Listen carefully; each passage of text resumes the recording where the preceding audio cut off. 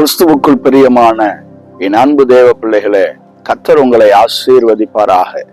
இந்த ஆத்மீக யாத்திரை நிகழ்ச்சியின் வாயிலாய் உங்களை சந்திப்பதில் மிகுந்த மகிழ்ச்சி அடைகிறேன்.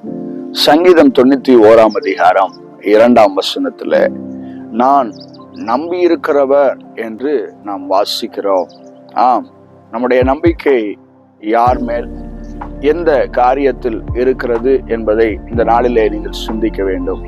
வேதத்துல நாசியில் சுவாசம் உள்ள மனுஷனை நம்புவதை விட்டுவிடுங்கள் என்று வேதத்துல சொல்லப்பட்டிருக்கிறது. மனிதர்களை நம்புவதை பார்க்கிலும் கர்த்தர் பேரில் பற்றுதலா இருப்பதே நலம். நாம் நம்பி இருக்கிற அழிந்து போகிற இந்த பூமியினுடைய பொருட்கள், நம்முடைய பலன் எல்லாம் மாறக்கூடியது. ஆம், என் அன்பு தேவ பிள்ளைகளே, மாறாத தகப்பன் இயேசுவின் மேல் உங்களுடைய நம்பிக்கையை வைத்து பாருங்கள். நிச்சயமாக நீங்கள் வெட்கப்பட்டு போவதில்லை.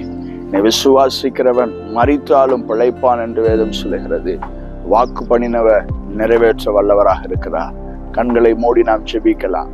அன்பும் இரக்கம் நிறைந்த நல்ல தகப்பனே, நான் நம்பியிருக்கிறவர் என்ற வார்த்தையின்படியே கிறிஸ்துவாகிய உம்மை, இயேசுவை நம்பி இந்த நாளிலே முழங்கால் படியிட்டு ஜெபிக்கிற ஒவ்வொருவருக்கும் நீர்தாமே அனுக்கிரகம் செய்வீராக.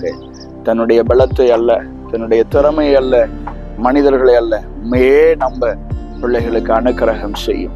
இயேசு கிறிஸ்துவின் நாமத்தில் ஜெபிக்கிறோம் நல்ல பிதாவே, ஆமென். God bless you. கர்த்தர் உங்களை ஆசீர்வதிப்பாராக. ஆமென்.